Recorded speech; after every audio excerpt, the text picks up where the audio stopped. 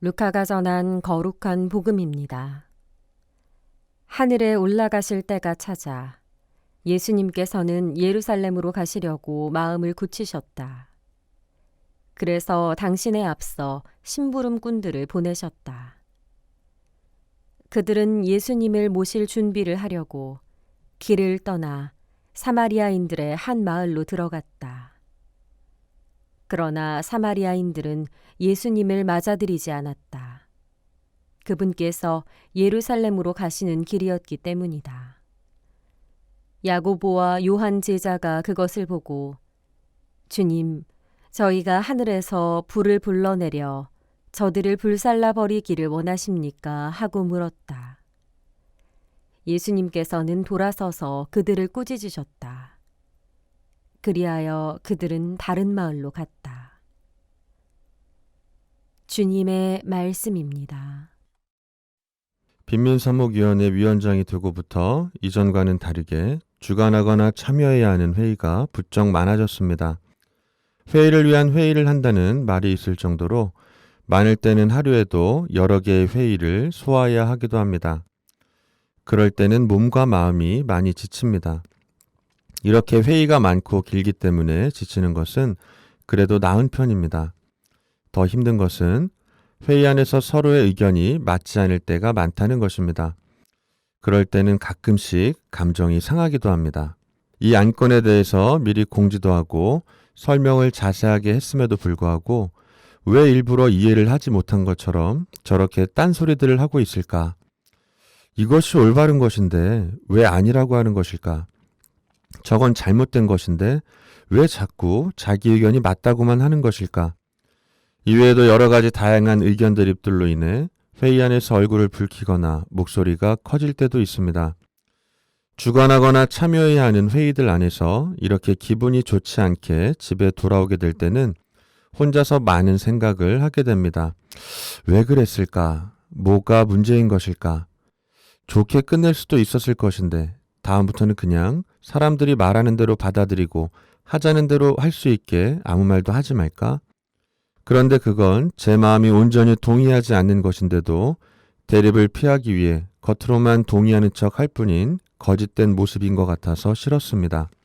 그러던 중 가장 큰 문제는 제 안에 있다는 것을 깨닫게 되었습니다. 그것은 그동안 제 뜻에만 갇혀 사람들의 생각이 다르다는 것을 자꾸 생각이 틀리다라고 여겼기 때문입니다. 우리가 삶 속에서 잘못 사용하고 있는 말들이 여러 가지가 있는데 그 중에 큰 비중을 차지하는 것은 이와 같이 틀리다와 다르다를 혼동해서 사용한다는 것입니다. 틀리다는 맞지 않고 어긋나다라는 뜻이며 다르다는 서로 같지 않다는 뜻입니다. 제가 언어학자나 국어국문학을 전공한 사람은 아닙니다만 일반적으로 틀린 것을 다르다라고 하는 것은 큰 문제가 없지만 다른 것을 틀리다고 할 때 문제가 생기게 되는 것 같습니다. 다르다는 것은 옳고 그름의 문제가 아님에도 우리는 자꾸 다르다는 것을 틀리다고 단정짓게 되는 것 같습니다. 그것은 우리의 오랜 역사 안에서도 증명된 것입니다. 이것은 모든 것을 자기중심적으로만 생각하는 데에서 기인합니다. 오늘 복음 말씀에서 예수님께서는 예루살렘으로 가시기 전에 심부름꾼들을 보내셔서 길을 준비하게 합니다. 하지만 사마리아인들은 예수님을 맞아들이지 않았습니다. 보아네리게스, 즉 천둥의 아들이란 별명을 가진 야고보와 요한은 그 모습을 보고 화가 난 나머지 주님, 저희가 하늘에서 불을 불러내려 저들을 불살라 버리기를 원하십니까? 하고 묻습니다. 예수님께 질문을 하기는 하지만 사실은 분을 이기지 못하고 사마리아인들을 당장 벌하고자 하는 그들의 속내를 드러내는 말이었습니다. 하지만 예수님께서는 그들을 꾸짖으시고 다른 마을로 가시는 것으로 오늘 복음 말씀은 끝이 납니다. 사실 예수님을 맞아들이지 않았던 사마리아인들은 틀린 게 아닙니다. 이스라엘의 역사 속에서 유대인들과 사마리아인들의 여러 갈등들을 고려해 볼 때 그저 생각과 믿음이 다를 뿐이었습니다. 그들에게 있어서 성전은 예루살렘이 아닌 그리즘 산이었기 때문입니다.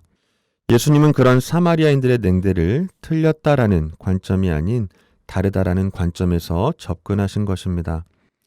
여러분은 어떠십니까? 여러분들의 삶 속에서 다르다를 틀리다와 같은 말로 이해하고 계시지는 않습니까? 혹시라도 그런 부분이 있다면 오늘 복음 말씀에서 예수님께서 사마리아인들의 냉대에 평화롭게 대처하셨던 모습을 교훈 삼아 우리 삶 속의 오류들을 바로잡아 나갈 수 있기를 청하면서 오늘도 소중하고 행복한 하루 되시길 빕니다.